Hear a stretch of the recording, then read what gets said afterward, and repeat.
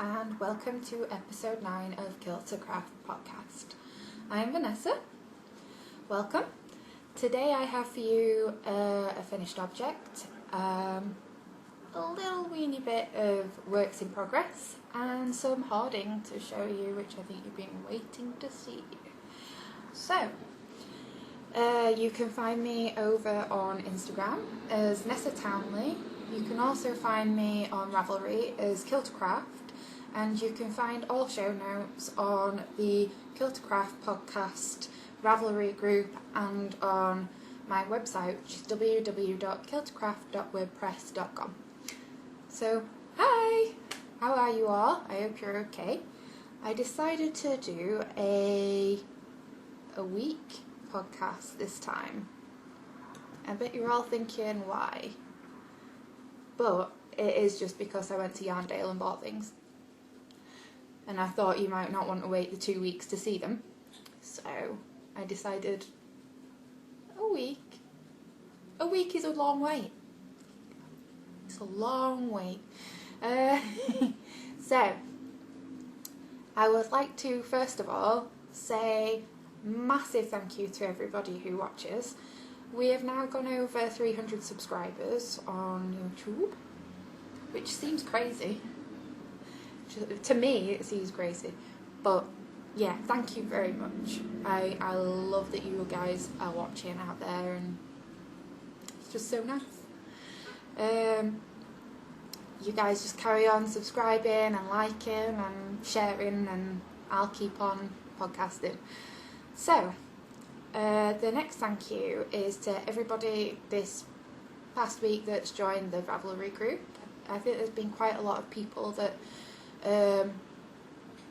over this past week have actually gone onto there and joined. I don't think some of them haven't said much, but you've come over and you've joined and you've had a look, so thank you very much. And please do join in. I really like to see your introductions and who you are, and I like to see you all joining in and chatting with one another and sharing and just being you. So come on over. Don't resist. The next big thank you is to Lara of the Fawn Knits podcast. As you know, me and Lara are friends, and I just want to say thank you for her surprise giveaway, because I had no idea she was going to do that on her, not this week's episode, but the week before. And I had such an excited shock when I found out that I'd actually, on the giveaway, I'd ended up winning one of Debbie Reese's project bags, which I fell in love with that bag when I first saw it on Instagram, and I was so excited to find I'd won it because I love Halloween stuff. Love Halloween stuff.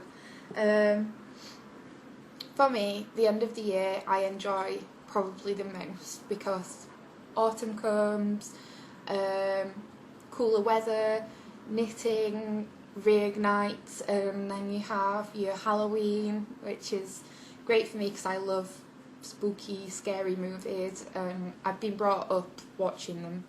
My mum didn't let me watch a lot of them. She let me watch a lot of the cheesy horror that are like for ages 12 or whatever, and not much going on, but they're more like thriller kind of films. But yeah, I used to love like vampire films and stuff like that, and as I've gotten older I watch more gory stuff now, and I love zombies and stuff like that, and so I was absolutely gobsmacked and excited about this bag. I sat there like, I won! So totally cool, and cannot wait to be getting that, and I'm gonna plan a project to put in it that I might get done for Halloween, I hope. So excited to get that in the mail. So thank you, Lara, for hosting the best surprise giveaway ever. Because yeah, I thought Lara sent me a message saying you're actually going to really love this episode, and it had just gone up and I watched it, and I thought it was just because she mentioned that I helped her on a brioche shawl, and I was like, oh, that's nice, like, how sweet. And then got the shock of my life when it got to that bit, and I was like, so yeah, gobsmacked. So, and then what else shall I mention? Oh, brioche cal is still going strong, people. In fact, a few more folks are joining in this week, and there's a few more projects that have started. Yay! Because I can't wait to see all your colour work and your knitting. So keep posting photos of your progress. I think I'm going to update my photo on there because I haven't taken a photo of my shawl in a while. And this week it hasn't really been knitted on. My plan is today, sit down, knit on the shawl, watch a lot of podcasts. So that's my plan. Unless there's any concern of people not being able to finish their projects in time for the 30th of October, please let me know. I might stretch it out a little bit longer, but technically the deadline is the 30th, and we are doing the giveaway on the 31st, which is Halloween Day, which is a Saturday, which is why I've also done a podcast today, because then it'll keep me in a 2-week interval up until the giveaway. So I'm preparing ahead. But yeah, and then so for the prize giveaway, we have a donation prize from Mina, which I spoke about the past couple of weeks, and she's donated us a small size project bag, one of her fruit salad bags, which is absolutely gorgeous. And Mina's bag making is a really good high standard.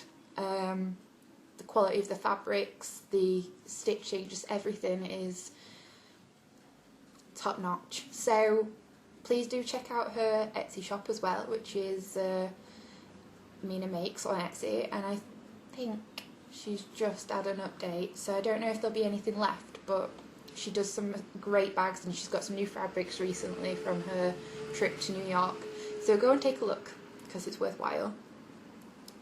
Then we have another lovely donator prize from a friend of the podcast in the you might know her if you've been to the Killtocraft Podcast Group, and she's called Leanne, which is Kilts and Quilts.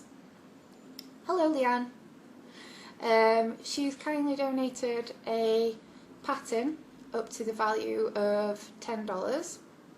I'll have to work out the price difference because I'm UK, so I'll have to work out the conversion, but I'll pop that up on the thread for the Carl. So thank you very much, Leanne. I'm sure everybody appreciates it, and I do, certainly. And it's great to see that you've joined the group. If you just heard that ping, that is actually my fish cake for my lunch. I should probably go and get that in a minute. I'll take an interval, I think. So thank you very much, Leanne. It's great that you've joined us, and I can't wait to see your excuse me shawl, which you started for the brioche cal. Your colours look so exciting. I love bright colours. I love colour in general, and so it's gonna look fab. So before we get onto the nitty gritty, I'm going to take a pause and go and eat my fish cake, and maybe take a sip of my tea. So I'll see you in 5, which won't be 5 to you. So I'm back from having my fish cake. So, to the knitting. I was going to leave this at work because I'd taken it to work to make sure I spent time on it. I took it to work as a project to knit on in my break times.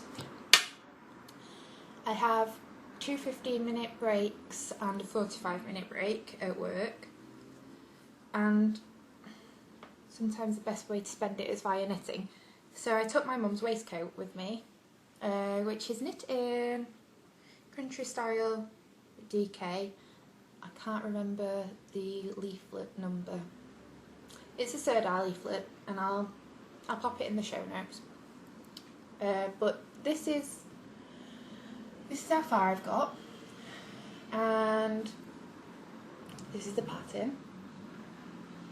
I think I showed you some of the pattern last week. It's coming out really nice. But I've now gotten past the pattern section, and I'm working towards the armhole in stocking stitch, and the rest of the top is just in stocking stitch, so it's quite plain. So this is the back, so I'm nearing halfway, and then I will have the two fronts to do and the armhole borders. But yeah, it's coming out nice. Quite happy with it, and I'm sure my mum will like it for Christmas. So, and I'm really happy with how it's knitting up, and I think it'll wash quite well as well. My mum's had a couple of hand knits from me in the past in different yarns, and she's managed to wash them, and they've ended up a little bit stretched and things like this, and I don't think she's washing them 100% how they should be washed. So I'm hoping that if I give her the label, she'll be able to wash this and nothing bad will happen to it. I'm crossing my fingers, because I'll have gone to all this effort for Christmas and it won't be worth it. So that's my mum's waistcoat, and I was going to leave it at work and show you in a few weeks, but I haven't done much knitting this week. I had a few days where I was visiting one day my family for tea, and then I had another day where a friend came to visit us, so I haven't had many evenings. And one of the evenings I ended up working on my next project, which I will show you. It's project... Oops, sorry. Just banged the table. This is a work in progress and a finished object now. So here are my Croy socks. Both of them finished and completed, and now fit my sock blocker and me perfectly. If you've been following me on Instagram, you will know that I made, not a mistake, but I made a judgment to wash and block them, as I usually do with socks, and because why else would I have now blocking wires if I weren't going to wash and block them? I had a bit of a problem. I finished... Right, well last week you saw me with nearly, I think, one sock, and then the other sock I'd finished and I just had the foot to do. So while I was on my way to Skipton, I did most of the foot and then started on the toe on the Sunday, and I ended up having to redo the toes because the foot was too long. So that was a farce in its own right, and then I washed them and the foot grew about 1.5 centimetres, so they were out here and they were baggy at the tips, and I was like, oh no.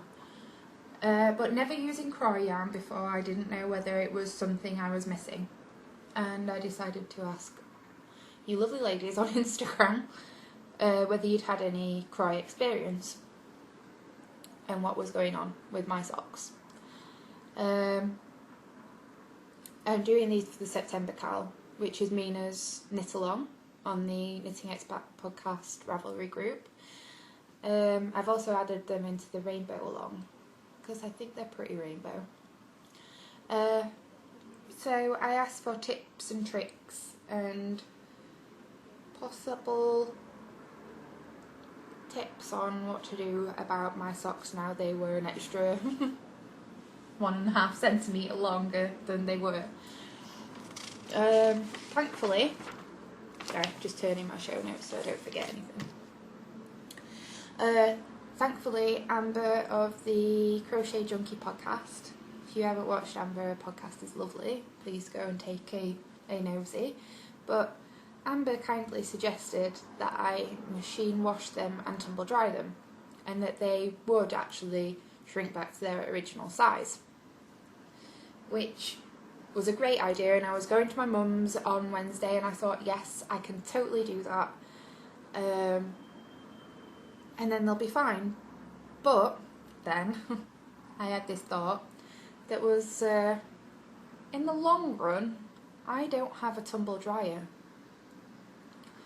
which means to me that if I don't have a tumble dryer, then every time I wash my socks and wear them, I can't tumble dry them, and I'd have to either then take them to the laundrette or make the trip over to my mum's to wash them, which becomes really expensive when you think about an half an hour drive there and back, travel costs, or just paying a couple of pounds to dry them. These will become the most expensive socks I have if I do that. So I decided that wasn't, even though it was a great idea and she gave me the best advice possible because she's had experience with the Croyan, I couldn't do it that way because I thought in the long run I won't be able to wear these socks ever, really. Barely able to wear them. I'd be barely able to wash them because I'd only be able to wash them when I visit my family. Seems useless. So I decided that surely these won't stretch anymore if I wash them the second time round, and that they should stay the same shape. So I decided to use my techniques and skills to their advantage, and I cut off the toe. You're now thinking, where am I going with this? Well, I decided to cut the toe off, rip back a few stripes, and then regraft on the toe. So that is what I have done. You probably can tell a little bit because there's a little line that seems a little bit tighter wherever you join them on. But now they are wearable. This is a good thing. Like previously, weren't wearable at all. Now, completely fit and are wearable. So,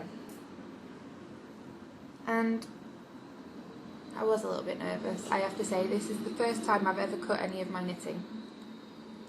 Ever.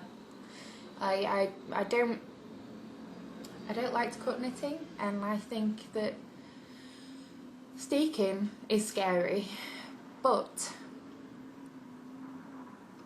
when you've got yarn like this, it actually grips quite well because it's quite woolly. So your stitches aren't just going to go. And in fact, I cut the same row all the way around, and I had two separate pieces, and I pulled a bit back. I cut like at the beginning, the last row of like a stripe, so then I could rip back a few rows before hitting the purple of the toe, and I could also rip back a few rows of a colour repeat to the next grey section so that I wouldn't lose my stitches, and I could place them equally onto DPNs without losing anything. So as I rip back, I slipped the DPN in all the way around on both sides, and I made sure that both sides had even amount of stitches, like my toe, for grafting in your stitch. It's worked out really well, so I'm happy. I haven't rewashed them yet because I only finished the other toe last night. I did one toe on Tuesday, and then I was busy Wednesday and Thursday. I did the other toe last night, so these need to be rewashed again. But they now fit me. Yes, because I was panicking. I didn't want to have to give these to anybody. Sorry, I'm selfish.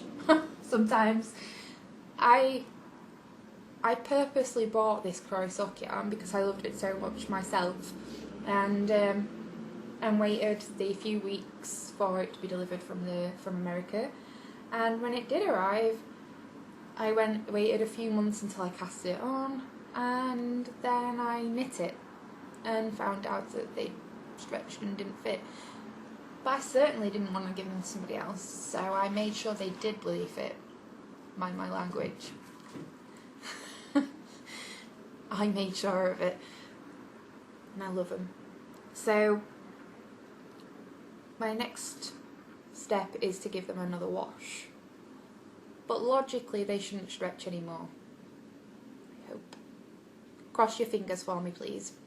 Because you never know. The knitting gods might work against me. So, sorry, I'm rattling the joint.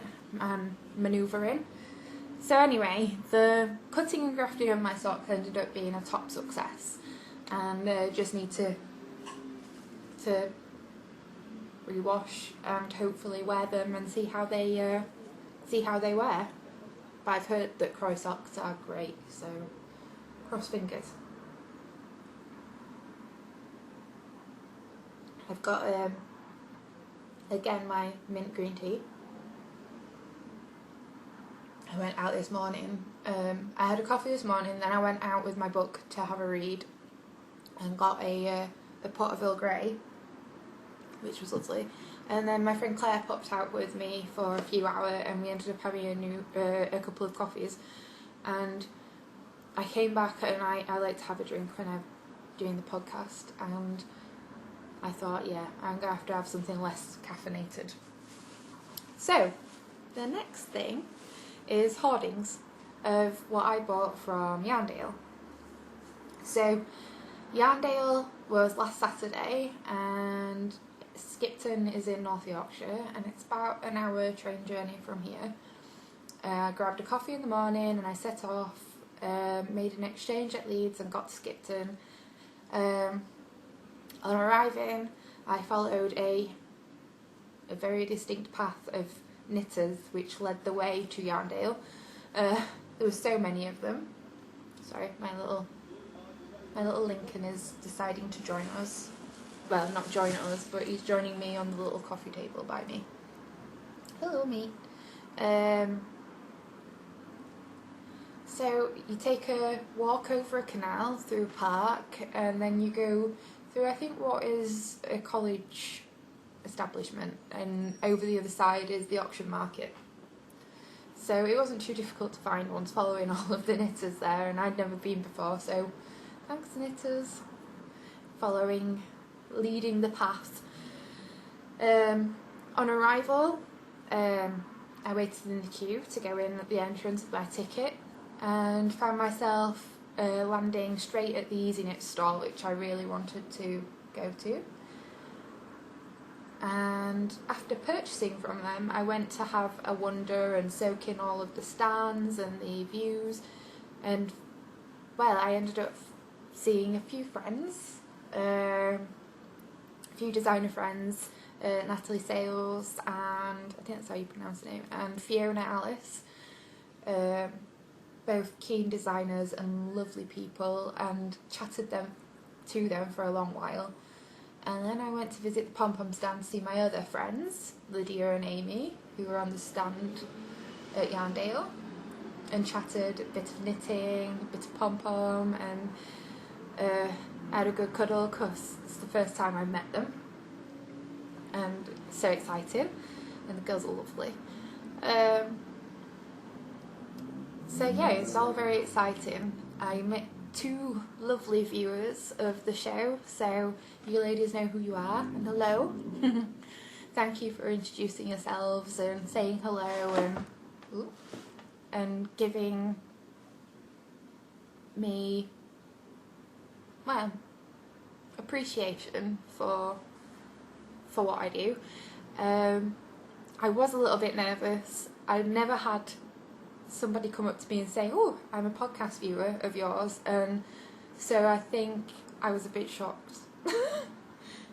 You do this thing, but you never expect that the world is that small, that you would bump into somebody that watches your show online when there's so many people out there. But of course, I should have expected it, and I didn't. silly of me, really. But hello anyway. It was so lovely to meet you, and you guys both, you ladies both wore some lovely garments and seemed to be enjoying your day, so that was great. I hope you did fully enjoy your day, and I hope you're enjoying what you bought as well. The rest of the time I spent most of the day shopping and touching wool, and I think the great thing about Yarndale was the fact that I've actually now touched wool that I really wanted to feel for future purchases. And oh, sorry, something's just happened to my camera. It's just suddenly gone dark, hasn't it? That's weird. Hopefully it'll go back. Anyway, oh God, I am making a mess today. Anyway, it's so great to have been able to squish and touch that yarn. I'm going to move the camera a bit in hope that I get some light back. No? Oh. Maybe I should leave it like that. So it was great to be able to feel these yarns, because now I know that in future I really want to knit with them. And a lot of my yarn shops aren't that great, and so it's nice to be able to feel them, to know that I can then buy them online from good stores. It's a shame we don't have stores locally that would sell some of this good stuff, but that's how it happens. Anyway, on to what I purchased. So I got given from Lydia and Amy a lovely treat of a pom-pom tote bag. Thank you, ladies. I also got a couple of the Coop Knits badges. One says socks on it, and the other one says the never-ending quest for warm feet. So, and I love that. So I grabbed those. I'll move that. It's rustling, but I will move that out of the way first and show you something else. I went to the Easy Knit stand, and my first purchases were the Dusted Dreams Superwash 100% Superwash Merino 4-ply yarn, 400 meters, and this is their Pandemonium colourway. I'll just see if I can.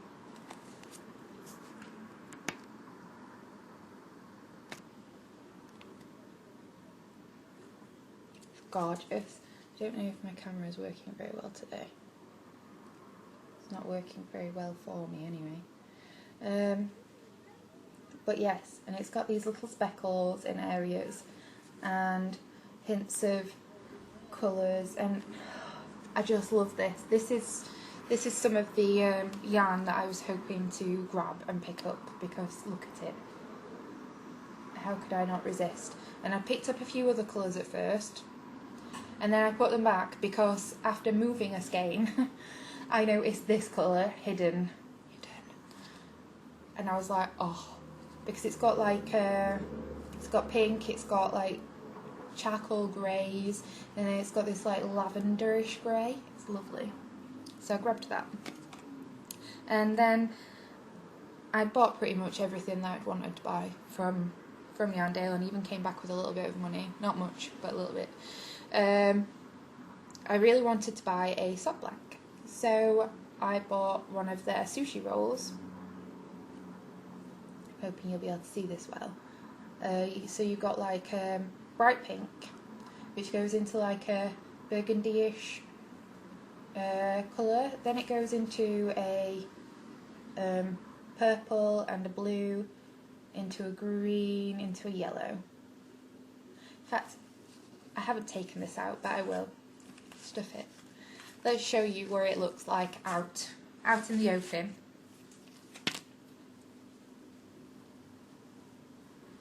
Wow, this is the first time I've fully looked at it. So, you can see why I wanted this, because it looks bloody amazing. There's a lot of bloodies in this show today. I'm apologising. Terrible of me. But it looks, looks great. So I can't wait to knit this. I've been wanting a blank for so long, and I knew that Easy Knits did them as well. And before I went to Yarndale, I was tempted on buying from their website, but as soon as I knew they were there, what would be the point? So I thought, right, of course they're going to have their sock blanks there. They can't not. So I waited. And luckily, they kind of went a bit quiet a few weeks before Yarndale on their website, and they weren't selling or they weren't updating, one of the two. And I thought, you know what, good, because that means that I don't have any excuse for buying. So I got that. Then what else? I'm just thinking whether I've got enough time to show you, or my camera is going to go in 4 minutes. I will show you this one because this one isn't as exciting. I purchased some natural born dyers. House Gecko, 100 grams, high twist, BFL and nylon sock.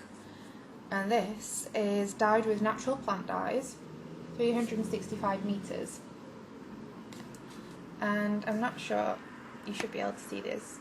It's like a navy colour, but it's got little hints of coral running through it, which makes it seem slightly pearlescent, I think. I don't think you can see it very well in here. The lights aren't working very well with me today. Aha, probably a little bit better. But anyway, I love this, and this is going to turn into possibly some coop knit socks, possibly. Don't hold me to that, but I was actually looking at their stand, and I was looking over their sock yarn, so I was like, I'm going to get sock yarn, but the other colours didn't do anything for me. And then I saw this one a few shelves down, and I was like, oh, and grabbed, because I love corally shades, but the fact that it's like it's almost like a charcoal navy. It's weird, but I love it. I love it. It's gorgeous. Ooh. So I've changed the view a little bit, so you can probably see a lot of stuff in the background. That's mainly because my battery's a bit low, so I thought I'd plug in and then I can get the podcast finished. Not finished, not that I'm rushing. I just thought I could get it done and then spend a few hours, well, not even a few now, probably about an hour watching a little bit of telly and doing some knitting before my boyfriend gets back. So, I've left something over yonder. Do you want the cat game? 1 second.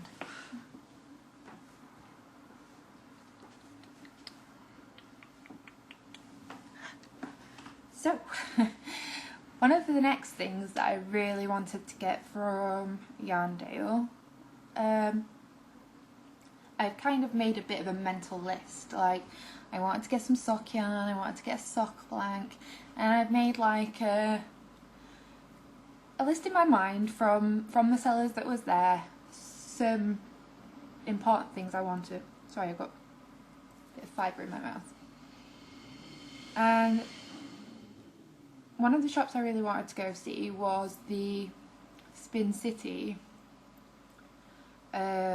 shops, and that's because Spin City had an Etsy shop but quite recently closed it, and I wondered what was going on because I know that she was still in business with her doing Yarndale, and it's because she's started her own website now, which is spincityshop.com. But I went over to Louise's stall and met Louise, and she's lovely, and bought one of her bats for spinning. So this is the bat that I got, and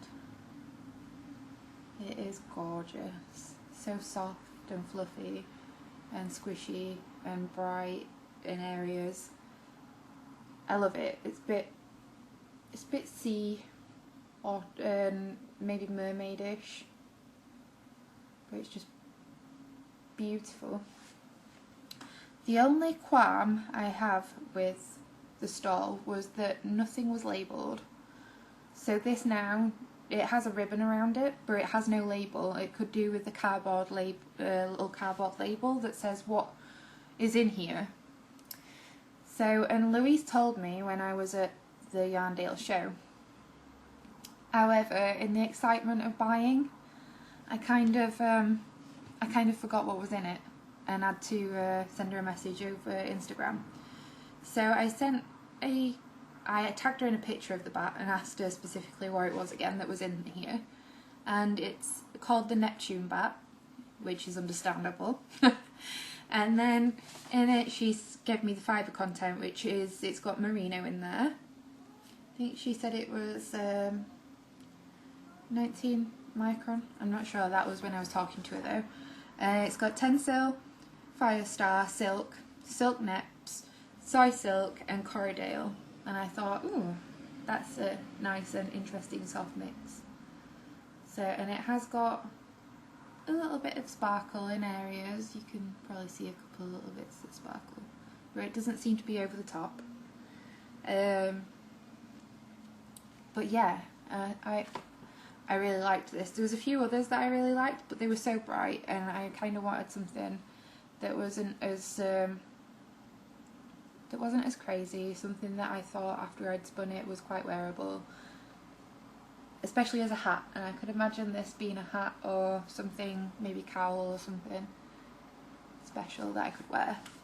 So I treat myself to some fibre so I can do some more spinning, because I haven't spun since my Drea Renee Knits Nanako fibre. Kind of want to get back into it. The next purchase was a book from Coop Knits, which is Coop Knits Socks Volume 2. And this book has some gorgeous patterns. I love both of these that are on the back. I don't know if you can see these. If I zoom in a bit, you might be able to. Yeah. The orange one over here, just this one.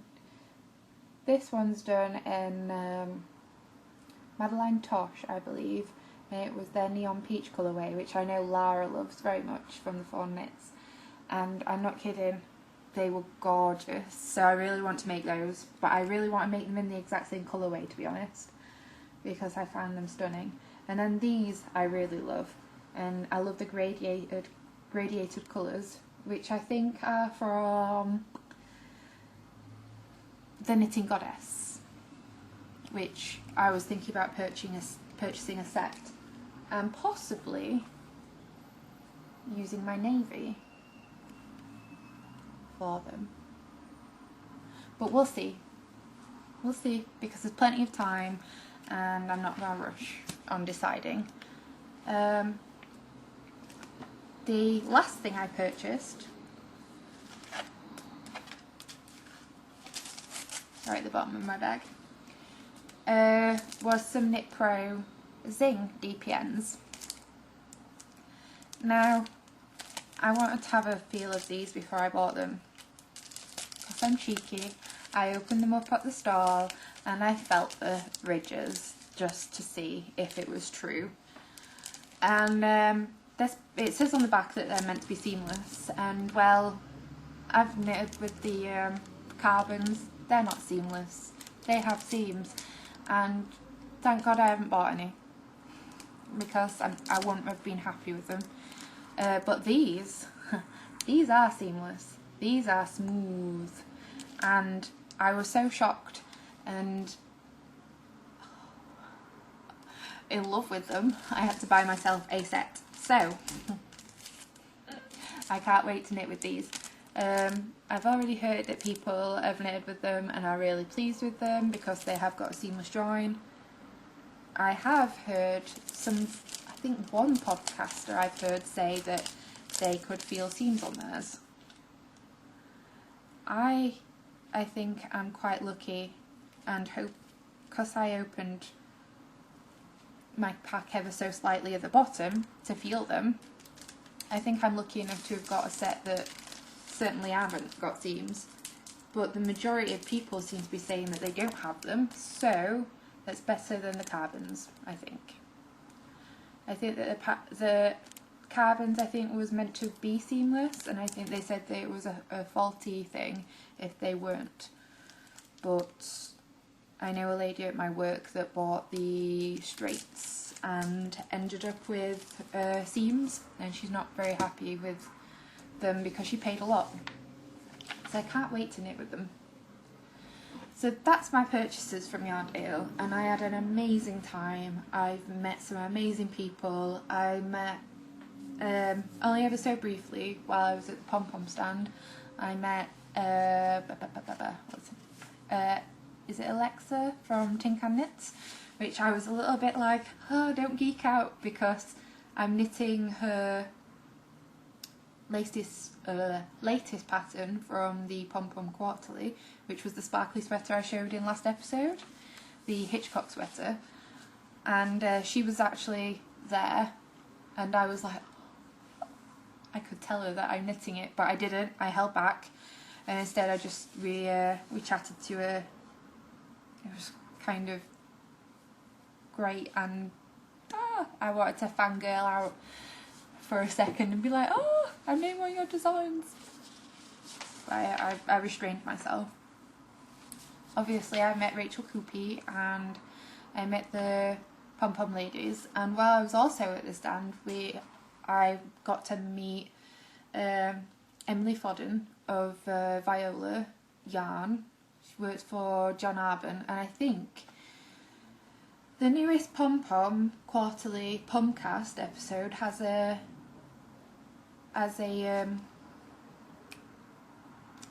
what do you call it? An interview. Yeah, I can't even think of the words. They have an interview with Emily Fodden, so I was quite like, oh, I've just met at Yarndale Emily, so that was really nice. And we were chattering, and I pointed out that I loved her a sweater, because it was like a little cropped sweater with bobbles. It was nice, and the yarn slightly gradiated as well, so I really liked that. She said it was one of her crazy sweaters, and I liked her crazy sweater. I wanted it. What else have I been doing? Okay, so over the past week, me and Will went to see The Beat, and that was in Leeds. That was really cool. I think we were like the youngest people there. It was a ska band from like way back when, 80s or whatever, and it was really, really good, entertaining. Obviously I went to Yarndale. Will's sister has also come back from America and brought back some treats of peanut brittle and magazines for me to read, so that was nice. I'm looking through my little list because I tend to do things, and then when it comes to podcasting I forget what I've done over the past few weeks and forget to tell you anything. So I've made a little list of things that aren't that important but that I've been up to. This week I was back to work, and it was weird because I'd had such a good time not being at work, and then I came back to notice that while I'd been away, there'd been quite a few stressful events, and you could tell that a few people were not stressed but grumpy, showing their stomping around, slamming things down. And I've spoken to my doctor recently saying that other people's stresses really make me stressed, and I think the atmosphere of being in a room with a lot of people that tend to get stressed, doesn't help me at all. So that was horrible because I came back feeling really relaxed, and I think after a few hours of being there I felt how I did before I went away. So it seems that if I can find a magical cure to not be so easily affected by other people, then that is like at the top of my Christmas list. I actually asked the doctor if she'd got a miracle cure for ignoring other people's stressful behaviour, and it was a no, unfortunately. So I'm just going to keep on as I am and try and put some blinkers on and focus and try and ignore what's going on around me. Wednesday this week I went to my parents for tea. We spent some of the evening having snuggles with the guinea pigs, which was really nice and relaxing. I had Rosie for a bit and Jemima's a little bit like squeaking, gets irritable, but Rosie's so cute and she just lays in your neck and snuggles up, so I loved her. Thursday my friend Charlotte came to visit. She'd just been for a week away in Montreal for a animation festival. I think it's a festival. And they were showing some of her short films, so she's been there and she came back with some sweets. In fact, she came back with some little candy corns, which I've never had before, and they were good.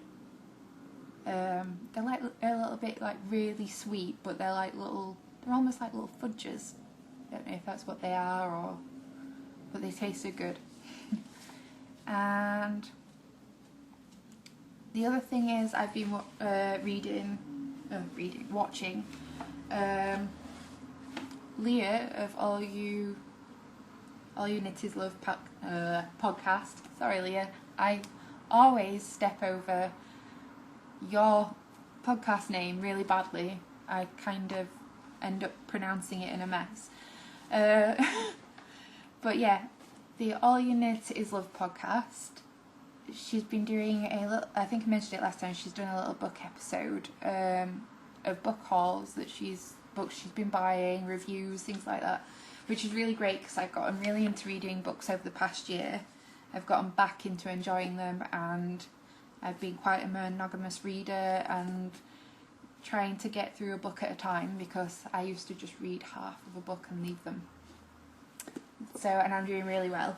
So, I think I showed you that I bought the Station 11 book last episode, which was last week. And Leah over on the All You Knit Is Love podcast group on Ravelry has started a book read-along. And this and I think it's The Dirty Life are the two books that you can read, and there's no strict deadline or anything, it's just casual chatter about the book. But I decided to join in and I started it yesterday. I'm already on page 39. It goes in chapters. So chapter 7 I believe I'm on, which is section 2 of the book, and so far it's really good, and I like the way she writes. Some authors I can't get into the way they write things, and so usually after the first few chapters, if I don't like your writing style, I will not read the book. I'll just get bored and I'll put it away. That's it. So I'm glad that hasn't happened with this. I'm really enjoying it and thinking I might even pick up a couple of her other books, because I believe she's got a couple more that I haven't read. Yes, Last Night in Montreal, The Singer's Gun and Lola Quartet. But I bought this because Leah said there was a dystopian novel and I'd gotten really into reading things like that. So if you want to go over there, you can join in and read Station 11 with a few other knitters. Please do. And a few other little mentions are a few podcasts that I've been watching. This morning I watched the Knitting in the City podcast. I really enjoyed that. I'm going to watch a few more episodes. Sometimes I end up watching so many of the ones I regularly watch, and I forget to watch new ones. But I watched the Knitting in the City podcast this morning and really, really loved it. So I'm going to watch a few more of those. And Jenny from the Tiny Paper Foxes podcast. Jenny's got a lovely podcast that's really interesting, really informative. She talks about her knitting beautifully, and she's got such a nice setup as well. So if you haven't seen the Tiny Paper Foxes podcast, go over. Jenny's great, and she also has visits from little Colin. Jenny, I love Colin. Colin is a sweetie. I just want to give him loves and stroke him. So, any podcast with cats. I'm one of those people. I was going to prepare a question to ask you girls, or guys, for over on the Ravelry Group. I didn't really prepare one. I was thinking over what I'd ask you in relation to what I've been doing. But mainly what I've been doing this week is not knitting. And buying. So instead, I'm going to ask you a book question. If you could pick a book that you have read previously and live on a desert island with that one book, what would it be? So, if you pop over to the Killtocraft Ravelry Group for this episode and share what your previously read book that you'd take on a desert island with you. Right, and that's all I've got for today's podcast. So I hope you have a lovely weekend, a happy day knitting, and I will see you in 2 weeks' time. 2 weeks. I hope you all have a great couple of weeks, and I'll have more knitting for you, I promise. So, bye!